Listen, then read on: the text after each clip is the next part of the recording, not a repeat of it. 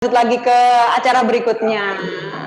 Mari, terima kasih Pak. Selamat sore, sehat selalu dan salam sukses. See you later. See you later. Oke. Bahasa Madura, Pak? Bukan, Jawa. Jawa. Saya dari Jawa, Mas Tobo. Oh iya, siap. Oke, terima kasih untuk acara selanjutnya. Kita masuk seperti kita sudah sampaikan ya Mbak Eva ya. Jadi nyambung terkait dengan krisis manajemen. Betul. Nanti untuk daripada kita ini ya sekalian lah ke pakarnya ya Mas ya, Tobo betul ya. banget, betul. Untuk krisis-krisis yang aja, kita sekarang lagi alami. Masa seperti ini toh. Sudah bersama-sama dengan kita Pak Josila Lahi dan Pak Krisna. Selamat sore Pak Krisna, kembali lagi Pak. Selamat sore, ya kembali lagi teman-teman, masih semangat ya. Selamat pagi Pak, semangat pagi pokoknya. Tetap. Semangat. Sudah bersama dengan kami juga Pak Josila Lahi. Ya, selamat pagi. Dengan Bu Jenny, selamat sore. Dan Pak Imam Saloso juga. Dengan Pak Imam Saloso tentunya. Selamat sore Pak. Halo, selamat sore Bapak Ibu. Halo sore teman-teman semua. Selamat sore Pak. Semangat sekali ya. Semangat sekali sepertinya Mas Tobo ya. Masih sangat semangat ya. Bentar lagi buka soalnya. Iya. Untuk waktu dan tempat dipersilakan Bapak Ibu untuk acara talk show-nya terkait dengan krisis manajemen. Waktu dan tempat dipersilakan. Oke.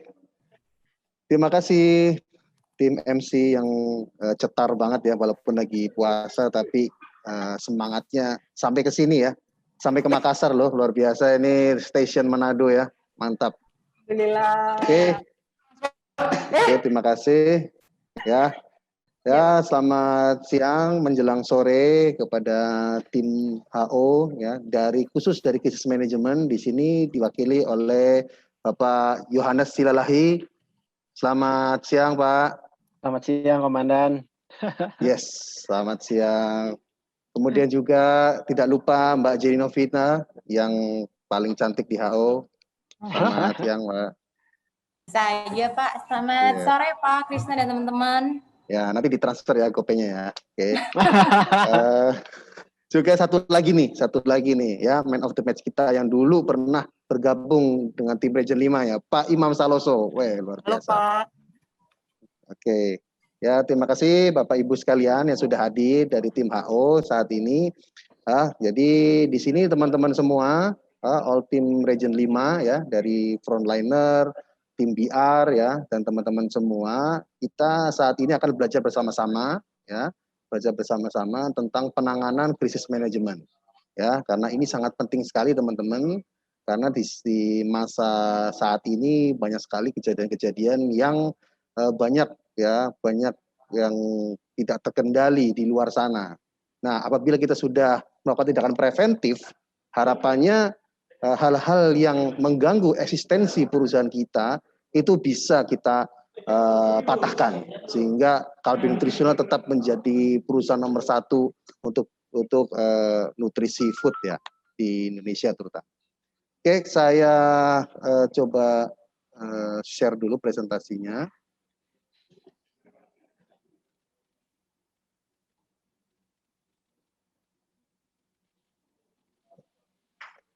Apakah sudah terlihat, Bapak Ibu? Sudah mungkin ya? Sudah Pak. Oke, saya lanjut langsung.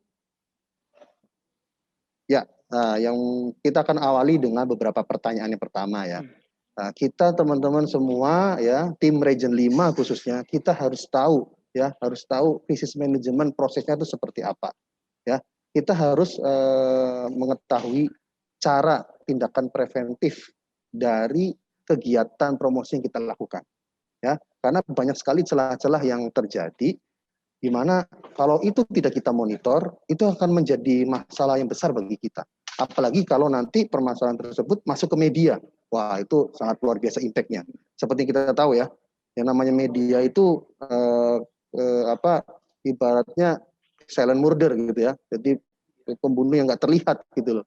Tetapi di satu sisi juga media juga menjadi perpanjangan tangan kita dalam melakukan promosi.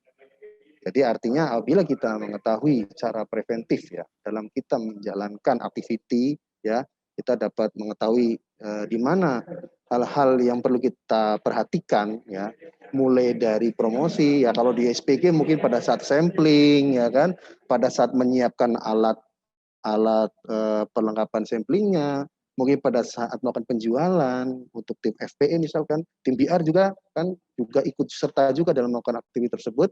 Harapannya itu kita bisa paham apa saja yang perlu kita perhatikan. Ya. Kemudian yang kedua, understand your roles. Ya, tentunya kita harus paham betul ya aturan mainnya seperti apa. Teman-teman pasti kan sudah paham semua ya, seharusnya ya. Kita pasti semua harus paham semua. Yang namanya produk sampling itu ada umurnya, ya, ada umurnya. Misalkan nih produk untuk milk, ya, produk untuk milk itu maksimal bisa disamplingkan itu 3 bulan. Kalau sudah di bawah 3 bulan, ya kita tidak boleh melakukan sampling. Nah, nanti biasanya kita melakukan aktivitinya, kita lakukan sampling ke internal atau apa. Tapi untuk aktiviti sampling ke customer, ya, baik di outlet maupun di medis atau apa, itu ada umurnya. Dan kita harus tahu betul gitu. Nah, kemudian untuk produk liquid, ya, produk liquid dulu ya, kalau teman-teman masih ingat, 1 bulan kita masih bisa pakai untuk kita melakukan aktivitas sampling. Akan tetapi teman-teman saat ini kan kita harus perhatikan juga yang namanya eksekusi. Kadang-kadang barang mungkin sudah ditaruh di gudang ya agak lama, ternyata eventnya baru 2 minggu lagi ke depan, sudah expired. Makanya kita sekarang tarik mundur nih, jangan 1 bulan, tapi 2 bulan maksimal produk tersebut masih bisa digunakan. Kalau tidak harus dimusnahkan. Ya, teman-teman harus paham juga. Nah, rules-nya kita sebagai tim Kalbe Industrial seperti apa? Nah, kita harus tahu betul. Misalkan SPG, SPG juga harus tahu. SPG kan membawa produk sampel dan segala macam. Ya harus paham juga. Kalau produknya itu ternyata tidak boleh atau tidak bisa disamplingkan, ya jangan dilakukan. Tetapi langsung info ke atasan untuk melakukan eksekusinya. Ya, tim PR juga sama. Tim PR juga harus tahu apa aturan mainnya seperti apa.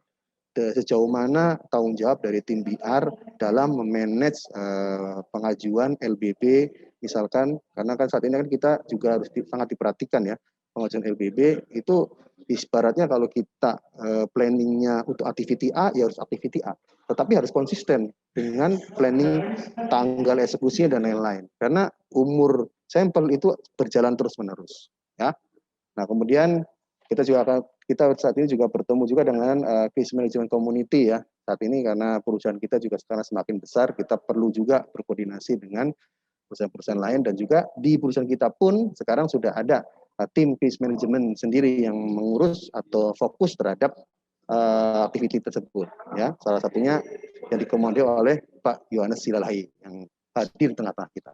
Nah, saat ini nanti kita akan melakukan presentasi ya, teman-teman. Apabila ada pertanyaan seputar krisis manajemen nanti silakan ditulis di kolom komentar atau kolom Q&A.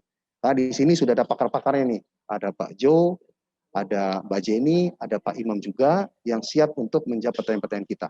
Ya, teman-teman semua. Jadi agar kita semua benar-benar clear krisis manajemen itu kita sebagai tim mulai dari SPG sampai tim PR sampai tim BH, kita semua tahu rules dan aturan mainnya seperti apa. Oke,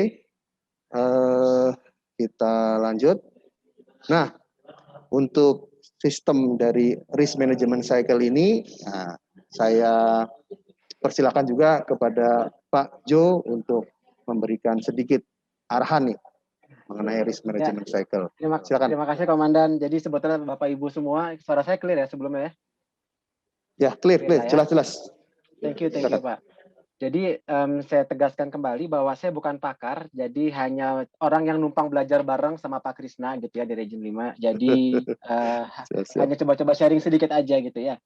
Nah, Bapak Ibu, kalau kita belajar krisis gitu ya, krisis itu apa sih gitu ya? Kalau kita mau coba lihat, sebetulnya krisis itu terjadi atas risiko yang kita nggak harap-harapin gitu ya. Kalau tadi Bapak Ibu ngomongin sales, ngomongin semua itu ada sesuatu yang kita harapkan kita capai. Nah, kalau krisis ini sesuatu yang kita harapkan kita hindari gitu ya. Jadi sebisa mungkin kita amit-amit lah jauh-jauh lah dari kata-kata krisis gitu ya. Nah, krisis itu apa? Krisis itu adalah pada saat suatu risiko terjadi. Jadi kalau kita belajar krisis, maka kita belajar tentang suatu ilmu yang namanya risk management. Nah, risk management ini artinya kita kan setiap kita melakukan bisnis, setiap kita melakukan sales, setiap kita melakukan event, kita pasti berhadapan dengan risiko di tempat Bapak Ibu masing-masing gitu ya. Nah, Bapak Ibu mengidentifikasi tuh semua risiko-risikonya. Nah, itu kita masuk ke risk management. Nah, adalah kemudian terjadilah suatu hal yang kita pengen berimpact kepada bisnis kita, salah satunya adalah komplain customer. Nah, itulah yang men-trigger krisis manajemen harus diaktifkan. Artinya, kita bergerak secepat mungkin, kita bergerak seaktif mungkin, dan seresponsif mungkin supaya impact tersebut tidak terlalu besar merusak bisnis kita, gitu ya. Nah, kemudian kalau memang pada akhirnya terlalu banyak yang bisnis tersebut sudah terlalu rusak, gitu ya, kita kembalikan menggunakan business continuity management. Nah, itu serangkaian pola pengertian tentang risk management. Nah, tapi Bapak Ibu yang sekarang kita pelajari sekarang adalah yang kita sama-sama coba pahami itu adalah terkait dengan crisis management gitu ya. Next Pak Krisna, thank you.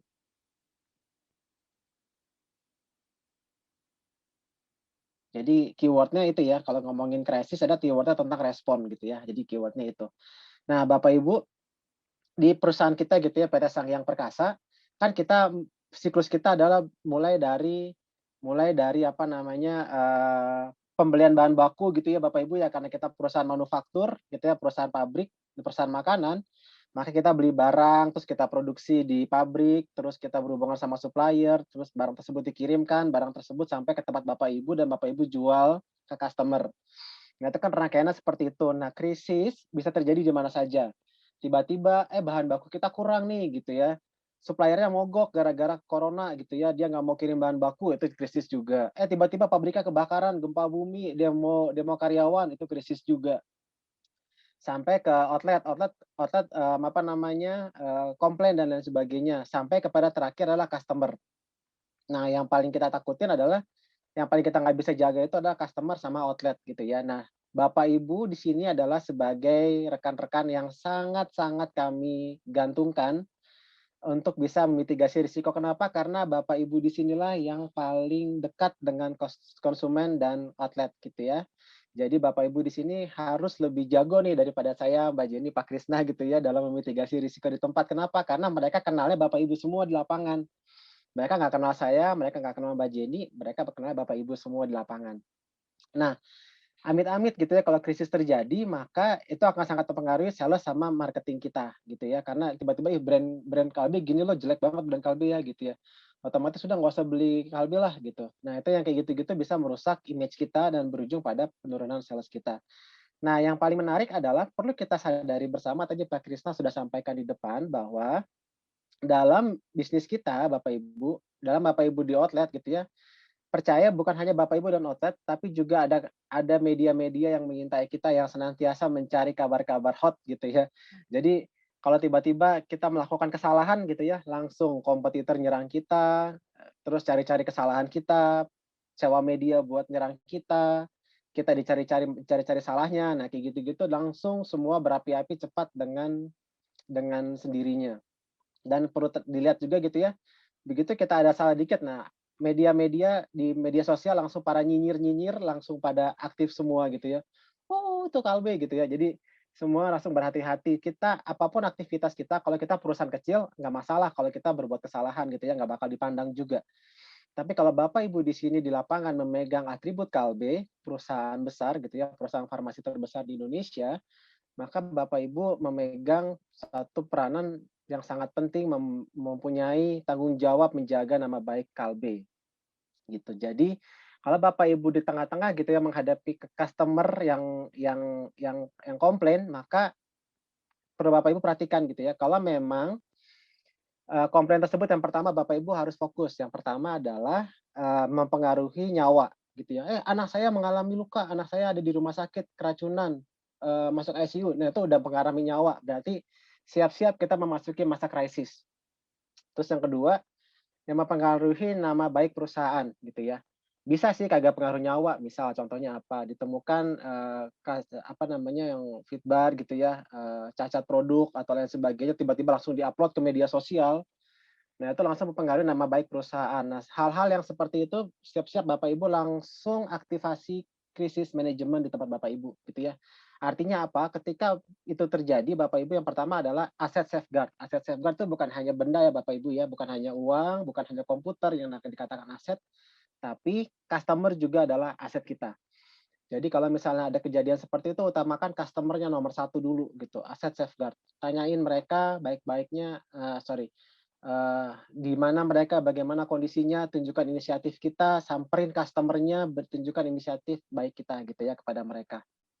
Dan samping kita datang ke customer mengutamakan jiwa mereka, yang kedua adalah sambil Bapak Ibu ini paling penting nih, komunikasinya harus jalan Bapak Ibu. Jadi kalau Bapak Ibu merasa lagi sampling atau apapun di lapangan, terima telepon yang kayak seperti itu tadi ya, maka Bapak Ibu langsung efektif komunikasinya jalan, jangan disimpan sendiri. Jadi secara internal Bapak Ibu langsung menghubungi atasan terkait dan para BR gitu ya, dan BHKN juga nanti harus eskalasi langsung ke RSPH dan ke CRM. Kemudian juga Bapak Ibu juga harus komunikasi yang baik dengan customer. Gitu ya, Bapak Ibu di sini yang pernah kita prank gitu ya, tahun 2019 kayaknya. Gitu kayaknya ada beberapa dulu yang teman-teman SPG yang kita telepon gitu ya, kita lagi coba prank, lagi bad mood gitu ya. Kan udah dibilang, Pak, tadi kan saya nggak bisa dihubungin, Bapak kok ngotot sih gitu ya. Jadi langsung kayak gitu, langsung ilfil customer-nya gitu ya. Jadi tetap communication-nya tetap sama customer harus baik dan nomor satu apapun kondisinya. Walaupun bisa jadi Bapak Ibu lagi sibuk gitu ngurusin anak, tapi memang kita kalau di dalam dunia pekerjaan kita tetap customer nomor satu gitu ya. Terus yang kedua, external stakeholders, artinya Bapak Ibu juga kalau kejadian di lapangan langsung kunci tuh orang-orang PIC-nya. Jadi bisa jadi kejadian lagi di sekolah, berarti Bapak Ibu siap-siap langsung kunci kepala sekolahnya, bukan kunci berarti langsung jaga komunikasi yang baik sama kepala sekolahnya, jaga komunikasi yang baik sama si dewan muridnya dan lain sebagainya. Nah itu harus kita keep gitu ya, supaya kita bisa jaga nama baik perusahaan. Dan terakhir adalah media. Nah, kita nggak pernah tahu nih tiba-tiba Bapak Ibu di lapangan langsung krisis terjadi, media datang, wartawan datang. Nah, itu yang harus teman-teman coba mitigasi ya, bukan mitigasi. Teman-teman harus coba tangani dengan baik gitu ya. Jadi, at the end sebetulnya krisis manajemen ini bukan teman-teman sendiri yang bekerja, tapi ada teman-teman di manufaktur pun kita sama-sama membangun ini. Teman-teman di frontliners gitu ya, Bapak Ibu sekalian yang ada di sini yang kita hormatin juga wajib untuk menjalankan ini. Dan yang terakhir ada digital media pun kita sama jalankan. Jadi kita jalan-jalan bersama-sama untuk memitigasi ini. Nah, yang sekarang kita mau tekankan di sini adalah krisis manajemen di tempat Bapak Ibu. Oke, Pak. Thank you, Pak. Next. Oke. Next ya, Pak. Oke. Siap. Dari saya ada lagi. Ada eskalasi itu kayaknya. Communication tree. Nah, oke Bapak Ibu, terakhir ini yang dari saya sebelum nanti nyambung kembali dari Bapak Pak Krisna. Nah, perlu kita sampaikan Bapak Ibu di sini, kalau Bapak Ibu, ingat Bapak Ibu, apapun yang terjadi di perusahaan kita, itu membawa nama Kalbe, membawa Kalbe nutrisional, pada ujung-ujungnya adalah orang lain akan melihat Kalbe secara keseluruhan. Kalbe Farma dan lain semuanya gitu ya, namanya Kalbe, udah mau Kalbe Farma, mau Bintang 7, mau apapun gitu ya, pasti image-nya langsung terkena kepada perusahaan. Jadi kalau Bapak Ibu yang kita harapkan nih ya, kerja sama-sama kita coba tanganin ini. Kalau Bapak Ibu SPG, BR apapun gitu ya, BHKN di depan gitu ya sebagai frontliners, apabila menghadapi masalah yang dengan customer, maka wajib nih hukumnya adalah 1 kali 24 jam. Berarti maksudnya 1 kali dalam 60 menit, 1 kali dalam 1 jam, informasi tersebut harus sudah sampai ke pusat gitu ya. Jadi jangan di-keep di mana teman-teman di cabang gitu ya. Kalau kemarin kita coba-coba sampling, ada tuh beberapa region, beberapa cabang yang nge-keep baru sampai ke beritanya ke pusat itu sekitar 2 jam setelahnya. Nah itu bayangin Bapak Ibu kalau misalnya yang terlibat adalah tiba-tiba media nasional meliputi eventnya kita gitu ya. Tiba-tiba ada krisis kejadian di situ, maka beritanya langsung menyebar secara nasional. Nah, kalau itu menyebar secara nasional, berarti yang bisa menghandle adalah tim pusat gitu ya. Jadi Bapak Ibu, kami harapkan kerjasamanya dan kami mohon apabila kejadian kayak tadi gitu ya, ada keracunan dan sebagainya, Bapak Ibu harus eskalasi secepatnya ke atas dan sampai ke pusat dalam waktu kurang dari 1 jam. Kenapa? Karena nanti dari tim pusat akan melakukan eskalasi apabila itu diperlukan sampai ke level korporasi di Kalbe gitu ya.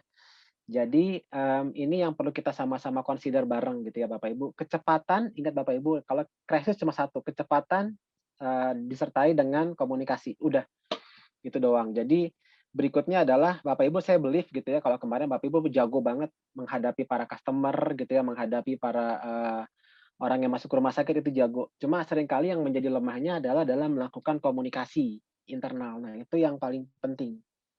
Oke, Pak Krisna. Thank you, Pak. Oke, Pak Jo, terima kasih penjelasannya. Oke, saya lanjutkan ya, teman-teman semua. Jadi sudah diinformasikan untuk eskalasi kita bila ada terjadi krisis manajemen di area kita, apa yang harus kita lakukan ya, harus cepat ya, harus cepat action ya, tidak boleh disimpan-simpan. Oke, saya lanjut. Nah, untuk communication-nya nih, communication-nya apabila kita di cabang ya, harus menghadapi wawancara media ya, yang harus dipersiapkan apa aja. Ya, tentunya kita harus berkoordinasi ya. Seperti tadi disampaikan oleh Pak Jo bahwa yang paling penting adalah koordinasi kita dengan tim pusat. Gimana kita koordinasi ya? Harus komunikasikan dulu ya, informasikan dulu. Kalau belum diinformasikan ya gimana kita bisa koordinasi. Artinya sebelum nanti kita melakukan, misalkan ada wawancara dengan dengan media yang ada di lokal, kita sudah mengkomunikasikannya dahulu ke tim internal kita di anggota krisis tim maupun ke atasan kita ya di NSPH di atas, sehingga informasi yang mau disampaikan itu benar-benar sesuai dengan arahan. Ya, kita juga tidak perlu juga menginformasikan semua secara detail ya. Sebaiknya semua diarahkan ke koordinasi nanti dengan krisis manajemen yang ada di pusat atau di nasional. Apabila nanti mereka menanyakan siapa di pihak di cabang yang bisa dihubungi, boleh nanti diarahkan ke RSPH ya. Karena kebetulan RSPH saya misalkan ya nggak apa-apa, nanti diinformasikan untuk menghubungi saya, nggak apa-apa. Daripada nanti teman-teman menjawab ke media malah banyak yang tidak boleh kita informasikan malah diinformasikan malah jadi berbahaya ya. Jadi sebaiknya langsung saja kalau misalkan ada yang mau dihubungi ya berarti ke RSPH. Kemudian apabila untuk masalah tindak lanjut dari kejadian yang ada atau bencana yang terjadi itu nanti akan diinformasikan lebih lanjut oleh pihak dari SHP di pusat. Ya.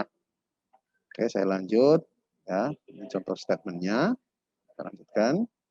Nah, ini ke informasi tentang kejadian yang pernah terjadi di SHP ya di tahun 2018 sampai 2019 ya.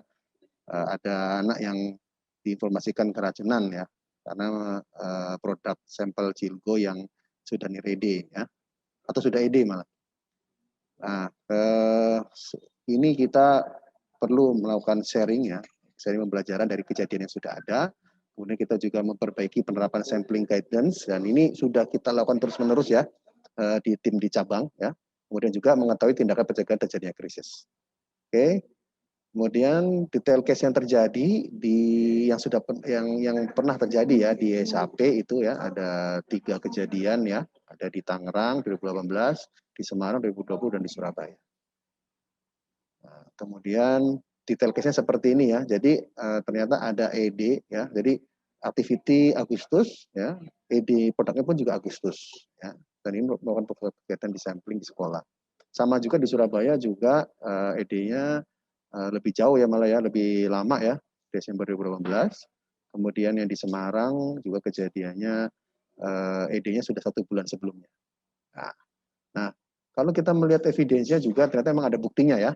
Bukti eviden itu bukti ya, ternyata memang buktinya memang benar sampel yang diberikan itu memang sudah expired. Oke. Kemudian root cause-nya apa? Nah, ini yang perlu kita pelajari teman-teman semua. Root cause-nya di Tangerang itu ternyata kontrol ED dari agensi belum memadai. Jadi ini kan yang melakukan aktivitasnya kan agensi. Jadi agensi tinggal ngambil sampelnya saja tapi tidak mengecek, dia langsung eksekusi. Kemudian SPG yang bertugas adalah SPG yang pengganti, yang belum di training. Jadi pada saat acara, pada saat event itu berjalan, SPG-nya ternyata SPG baru. Kemudian di Surabaya, itu sebenarnya barang tersebut adalah barang expired penarikan yang masih tersimpan di mobil. Jadi sebenarnya itu memang barang expired, tapi masih tersimpan di dalam mobil, belum dimusnahkan. Nah, ternyata diambil untuk sampling, sehingga tidak di cross check dahulu.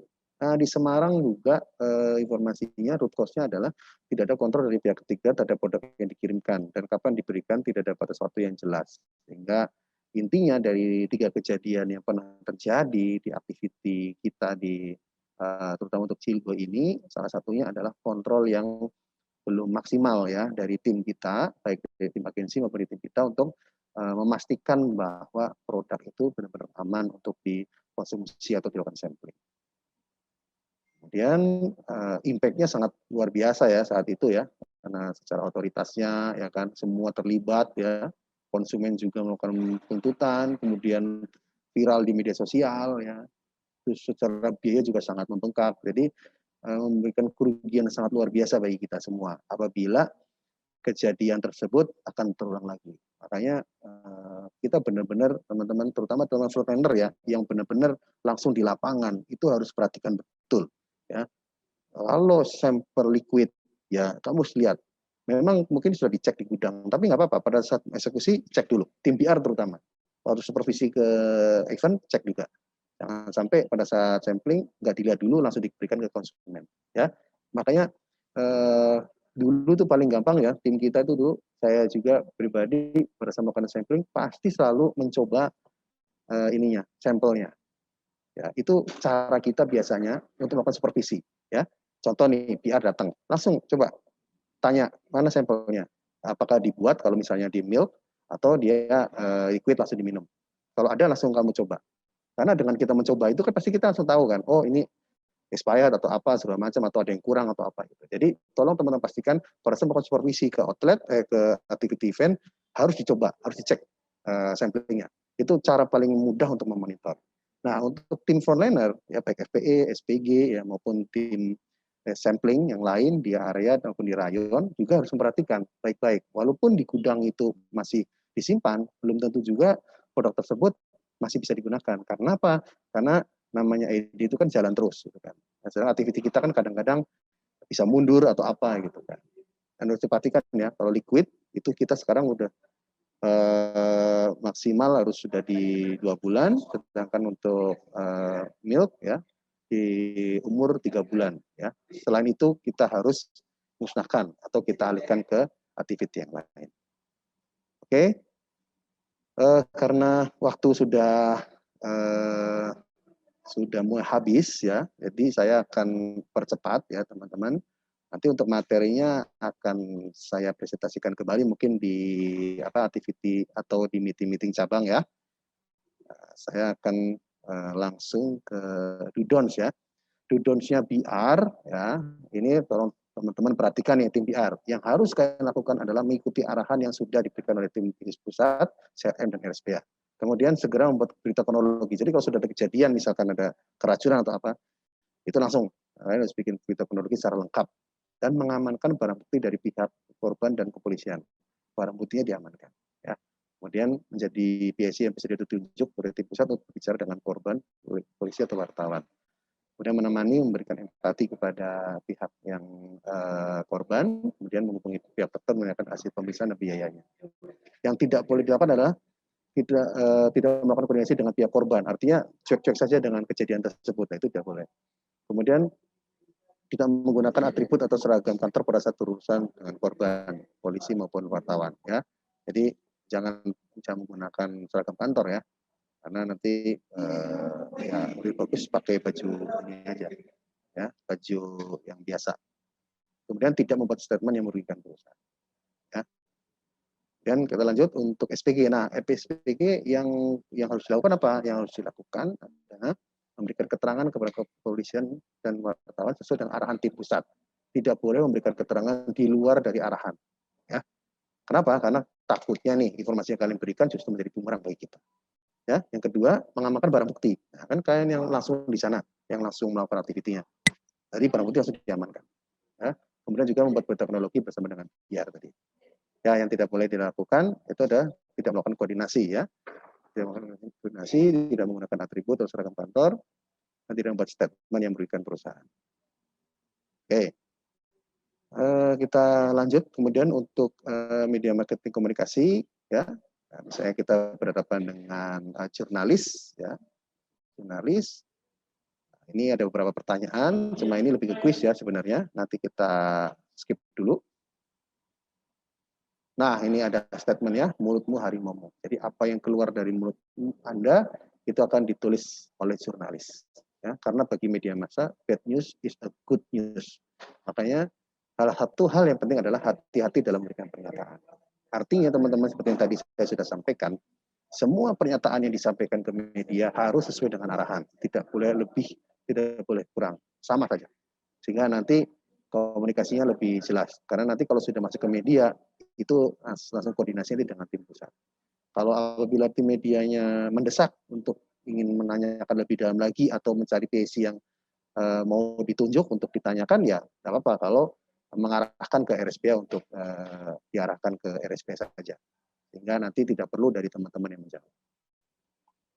Oke, ini ada beberapa pertanyaan yang nanti bisa saya share ya teman-teman semua. Oke. Ini do don'ts ya untuk media handling ya. Nah, apabila cara menghandle BR ya, cara menghandle media di BR itu adalah yang pertama memberikan rasa ungkapan dan simpati untuk memastikan pada bahwa perusahaan akan melakukan pengecekan kembali ya, memberitahukan kepada jurnalis bahwa semua informasi diberikan hanya berasal dari pusat ya. Yang ketiga memberikan kontak PH atau RSPH, dan yang keempat tetap mengikuti perkembangan informasi ya, kurang lebih begitu. Kemudian untuk SPG hanya memberikan informasi berdasarkan aktivitas mereka masing-masing yang dilakukan pada hari itu. Dan hanya menjawab pertanyaan yang berhubungan dengan aktivitas mereka di hari itu. Tidak menjawab pertanyaan di hal-hal yang lain. Ya, kurang lebih begitu. Nah, mungkin dari Pak Yohanes atau Mbak Jenny mungkin ada yang mau disampaikan, ada poin-poin penting khusus misalkan, silakan. Kemudian disampaikan ke teman-teman frontliner dan tim BR. Mbak Jenny silakan Mbak, ada mau tambahkan? Ya, ada yang ditambahkan Mbak Jen. Oke, terima kasih Pak Krisna. Sudah disampaikan terkait materi kita untuk guideline sampling ataupun dalam menghadapi krisis ya.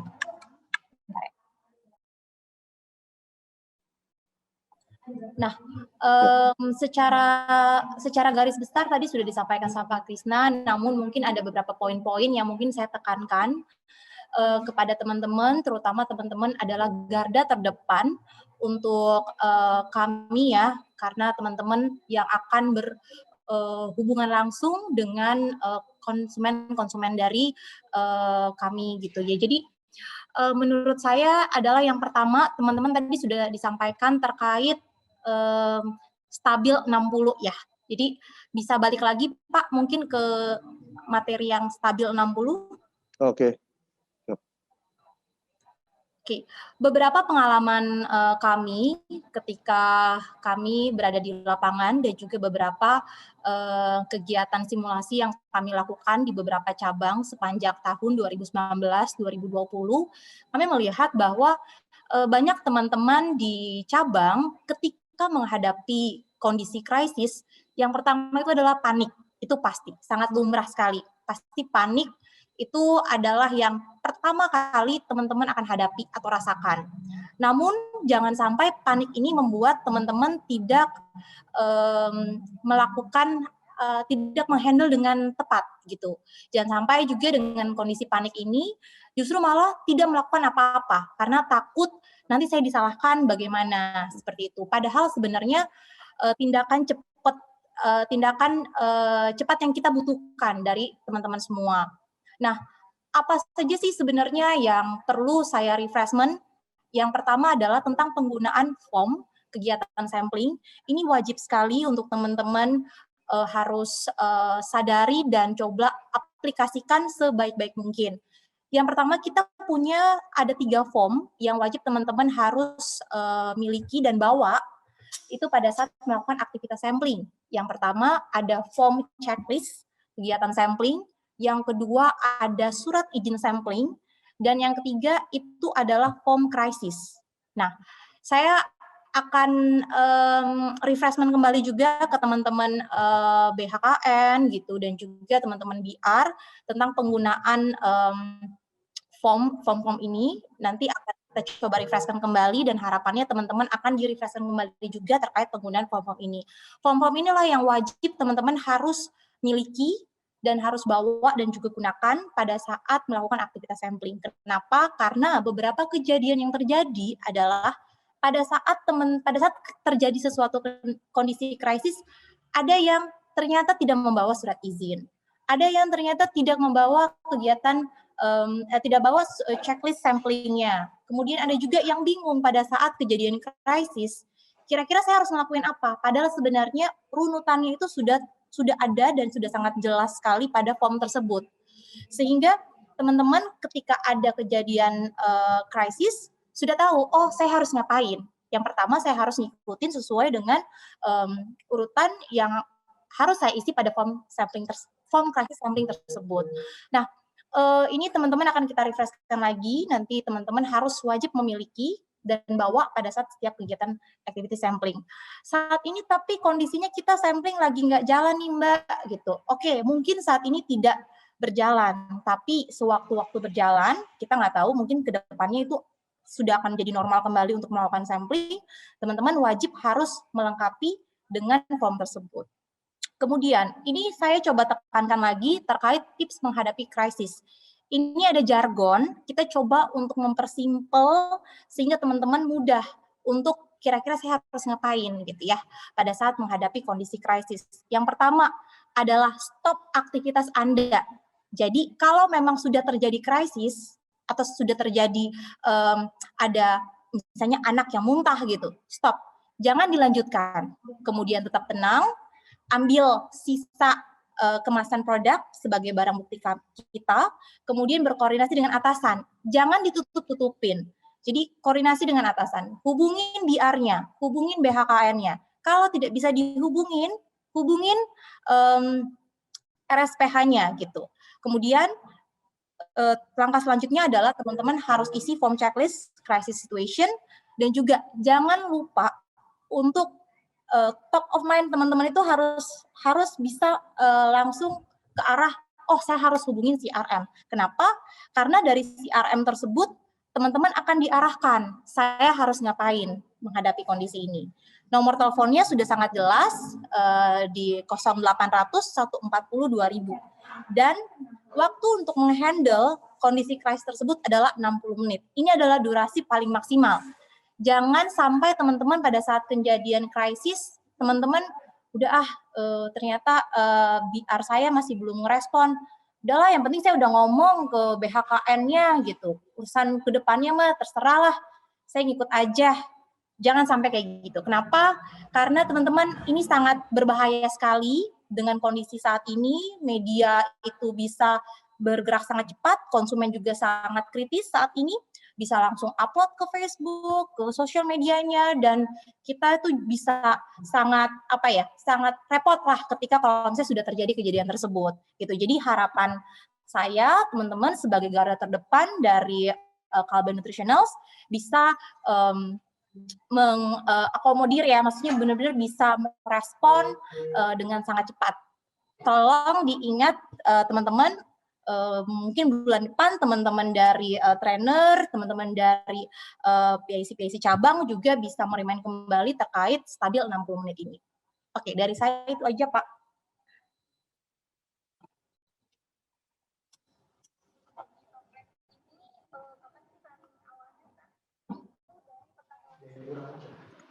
Silakan Pak Krisna. Ya, silakan Pak Krisna. Sorry, masih di mute. Ya, terima kasih Mbak Jenny atas penjelasannya untuk meringkas dari informasi krisis manajemen tadi dari awal sampai akhir ya, yang perlu kita lakukan atau kita pastikan teman-teman semua yaitu stabil 60 menit ya. Benar-benar ini diingat selalu ya. Kalau sudah ada kejadian, langsung kita stop activity, ya, langsung diambil sisa kemasan produknya, koordinasi dengan atasan, mengisi form checklist dan menghubungi CRM. Luar biasa Mbak Jenny atas penjelasannya. Nah,